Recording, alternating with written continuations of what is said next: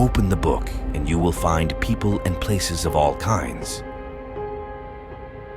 And you can share what an amazing world you will find there.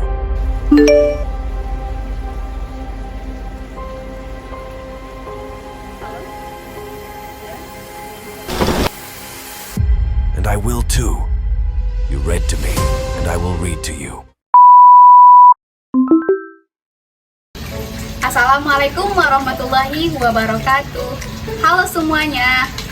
Saya jadi teringat dari kata seorang jurnalis terkenal Indonesia, yaitu Najwa Shihab, atau yang biasa dipanggil dengan Mbak Nana.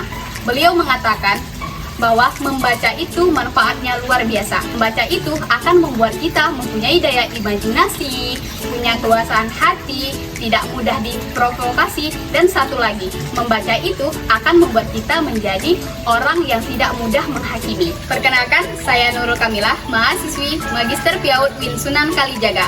Kali ini saya ingin sedikit berbagi hasil bacaan buku yang saya baca. Nah, buku ini berjudul Pendekatan Makna Kumakza atas Al-Quran dan Hadis, menjawab problematika sosial keagamaan di era kontemporer.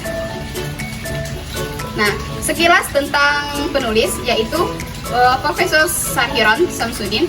Beliau itu merupakan alumni dari UIN Sunan Kalijaga.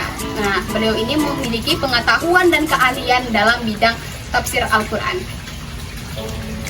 Makna kumakza merupakan bentuk pendekatan hermeneutika sebagai jalan untuk menginterpretasikan Al-Quran yang coba dikembangkan oleh Profesor Sahiron. Metode hermeneutika ini adalah sebuah bentuk rekonstruksi metode penafsiran Al-Quran yang dilakukan dengan cara integrasi dengan pemikiran penafsiran Barat untuk mengembangkan performance ulumul Quran dan memperoleh hasil penafsiran Al-Quran yang progresif dan moderat. Nah, Profesor Sahiron mengembangkan pendekatan makna kumakza untuk menyempurnakan pendekatan kontemporer yang ada sebagai metode interpretasi Al-Quran atau hermeneutika Al-Quran.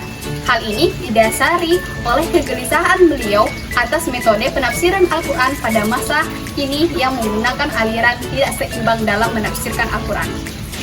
Paradigma metode makna kumakza. Makna kumakza memiliki beberapa pandangan yang tentunya sesuai dengan akidah Islamiyah. Al-Quran akan menjadi jawaban dari sebuah problem-problem sosial keagamaan di era kontemporer dengan cara melakukan kontekstualisasi penafsiran secara terus-menerus sesuai realitas yang akan diimplementasikan. Pasalnya, Al-Quran bukan hanya diturunkan bagi orang-orang Arab, lebih-lebih yang hidup pada zaman Nabi, tetapi diperuntukkan juga untuk orang-orang sekarang dan orang-orang di masa yang akan datang. Prinsip universal tersebut dapat digunakan sebagai jalan untuk menjawab tuntutan perkembangan zaman yang bersifat temporal dan partikular. Dalam membangun metodologi ini, beliau tidak menerapkan naks, tetapi ia menganggap bahwa setiap ayat atau setiap kumpulan ayat itu memiliki konteksnya sendiri. Sebagaimana diketahui bahwa ulama salaf juga terjadi ikhtilaf dalam masalah ini. Perbedaan antara mereka bukan hanya terjadi dalam penggunaan naks atau tidaknya, tetapi juga dalam jumlah ayat yang dinakskan. Analisis dinamika perkembangan. Menurut Fazlur Rahman, ia menekankan bahwa dalam penafsiran Al-Quran harus menjauh dari pendekatan reduksionis dan konvensional yang tidak memperhatikan aspek-aspek sosial, sejarah, dan konteks linguistik Al-Quran. Berbeda dengan metode Profesor Sahiron yang sudah tersusun secara jelas dan praktis, siap digunakan oleh para musafir. Selanjutnya, menurut Abdullah Sahid, kesamaan Profesor Sahiron dengan Said yaitu metodenya kontekstualis approach terletak pada gagasannya bahwa metodenya adalah sebagai bentuk kontur terhadap model penafsiran tekstual, yakni penafsiran yang hanya menuruti bentuk literal teks. Profesor Sahiron juga mengadopsi hierarki nilai Sahid sebagai penafsiran ayat-ayat hukum, namun pendekatan Abdullah Sahid ini terbatas hanya untuk ayat-ayat etika hukum. Sedangkan Hamid Abu Zaid mengatakan tentang perlunya penekanan historisitas teks Al-Quran, kesadaran sejarah atasnya, serta sikap kritis terhadap teks dan konteks sejarahnya. Hanya saja, Abu Zaid menggunakan terminologi Arab secara keseluruhan, sedangkan Profesor Sahiron mengadopsi salah satu katanya yaitu kum dari bahasa Jerman sebagai tanda bahwa metodenya ini mengadopsi pemikiran barat, hermeneutika. Selanjutnya, prinsip penafsiran. Nah, pendekatan ini memegang teguh prinsip tetap mempertahankan tradisi penafsiran ulama salaf, dalam hal ini ulumul Al-Quran, dan mengambil tradisi lain yang memiliki semangat dengan Al-Quran yang membantu. Metode penafsiran makna kumakza. Langkah-langkah konkret dalam penafsiran dengan pendekatan makna kumakza dilakukan melalui dua tahap. Yang pertama yaitu mencari makna asal ayat. Yang kedua, menentukan magza, signifikansi ayat. Nah, signifikansi ini ada dua, yaitu signifikansi fenomenal dan signifikansi ideal.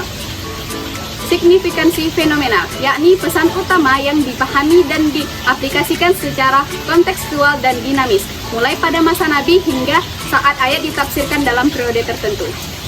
Nah, sedangkan signifikansi ideal, yakni akumulasi ideal dari pemahaman-pemahaman terhadap signifikansi ayat.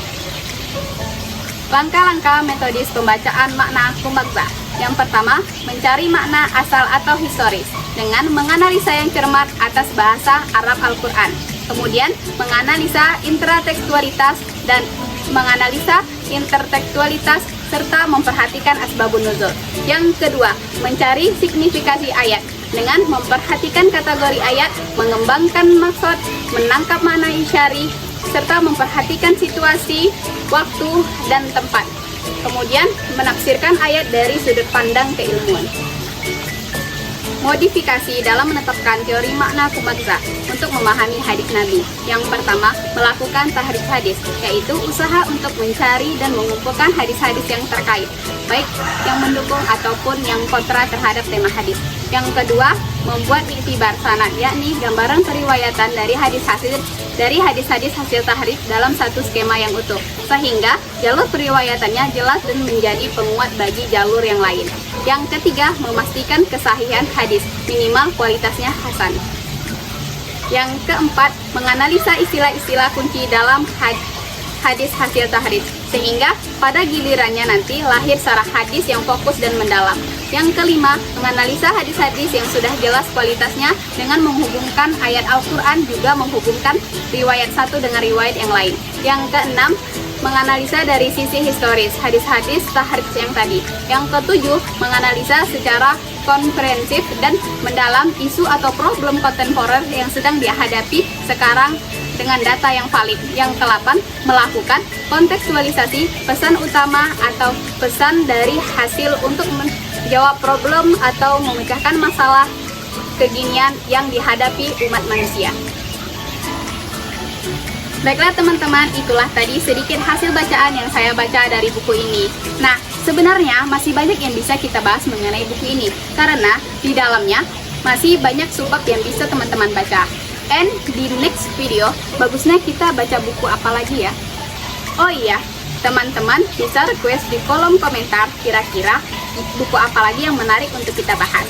Jangan lupa dukung konten aku terus ya dengan like, comment, and subscribe. Sampai jumpa lagi. Assalamualaikum warahmatullahi wabarakatuh.